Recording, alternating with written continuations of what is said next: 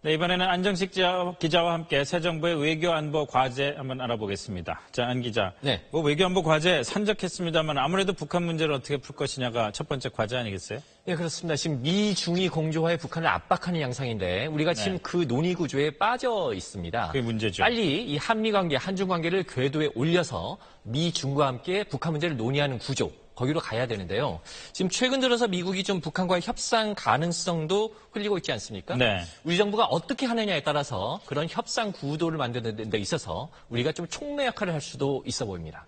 그런데 지금 이 미중 간의 논의 구조에 우리가 끼어 들어가려면은 지금 한중 관계, 한미 관계 이것들이 또 다시 재정립이 돼야 되는 그런 문제가 있잖아요. 제일 중요한 핵심 포인트가 사드 문제고요. 네, 그렇습니다. 지금 사드 장비가 아시다시피 지금 이미 성주에 배치가 돼서 일부 가동을 하고 있는데요. 네. 중국은 반대하고 있고 미국이 최근 들어서 비용 문제를 제기를 하고 있습니다. 뭐 중국이 반대하는 거야 지금 어제 오늘 일은 아닌데 미국이 최근 들어서 이 비용 문제를 제기하는 게 좀 상황을 복잡하게 만들고 있는데요. 얼마 전에 이 트럼프 대통령이 사드 비용 한국이 부담해야 된다 이런 얘기를 했지 않습니까? 그렇죠. 그 이후에 미국의 맥메스터 NSC 보좌관하고 우리 김관희 실장이 통화를 하면서 비용은 미국이 부담하는 게 맞다 이렇게 얘기를 하면서 좀 상황이 진전되는 듯 했는데요. 오늘 나온 외신 보도를 보면은 트럼프가 맥메스터의 그런 발언, 그러니까 비용은 미국이 부담하는 게 맞다. 이 발언에 대해서 경로를 했다고 합니다. 대통령하고 참모하고 싸우는 구조예요. 이제 싸운다기보다는 좀 대통령이 일방적으로 깨는 구조 같은데. 그럴 수 있겠죠. 근데 이제 이 외신 보도가 사실이라고 한다면 트럼프의 생각으로는 어쨌든 한국한테 비용 부담을 좀 시키겠다. 이런 생각이 강한 걸로 보이는데요. 네. 우리 입장에서 보면 한미 간의 합의를 뒤집어가면서까지 우리한테 돈을 내라.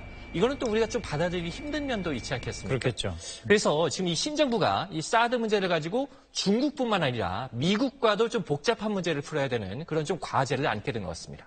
자, 이게 한중 문제, 한미 문제 지금 얘기가 됐었고 어쨌든 제일 핵심은 남북관계를 어떻게 푸느냐가 또 중요한 건 아니겠습니까? 남북관계 어떻게 풀릴 수가 있을까요? 지금 오늘 문재인 대통령이 한 말을 보면은 여건이 조성되면 평양에 가겠다 이렇게 언급을 했고요. 서훈 국정원장 내정자도 보면은 이제 남북 정상회담은 시기상조지만 필요하다라고 얘기를 하면서 이제 남북관계 개선 의지를 강하게 내비쳤습니다. 하지만 이 북핵 문제가 어떤 진전의 실마리를 갖지 않는 상태에서 남북관계만 발전한다라는 건 굉장히 어려운 문제거든요. 그러니까 우리가 이제 2000년과 2007년 두 번의 남북 정상회담이 있었습니다만 그 시기를 좀 되짚어보면 2000년에는 북미 간의 제네바 합의, 2007년에는 2.13 합의라는 게 있어서 북핵 문제가 뭐 북핵이 동결 상태에 갔다든가 뭐 폐기 로드맵에 갔다든가 해서 북핵 문제를 어느 정도 우리가 좀 제껴놓을 수 있는 상태가 됐기 때문에 남북 정상회담이라는 게 가능했던 겁니다. 그렇죠. 그러니까 어쨌든 이 정부가 이 남북 관계에 물꼬를 틀려고 할 텐데 그렇게 하기 위해서라도 비핵화 문제가 조금이라도 진전이 있어야 남북 관계도 진전이 있을 수 있을 거다 이렇게 볼 수 있을 것 같습니다. 어쨌든 새 정부가 추진해 나갈 남북 관계라는 것은 이제까지 박근혜 정부에서 보던 것과는 또 굉장히 다른 모습을 보이긴 할 것 같습니다. 네, 그렇습니다. 네, 잘 들었습니다.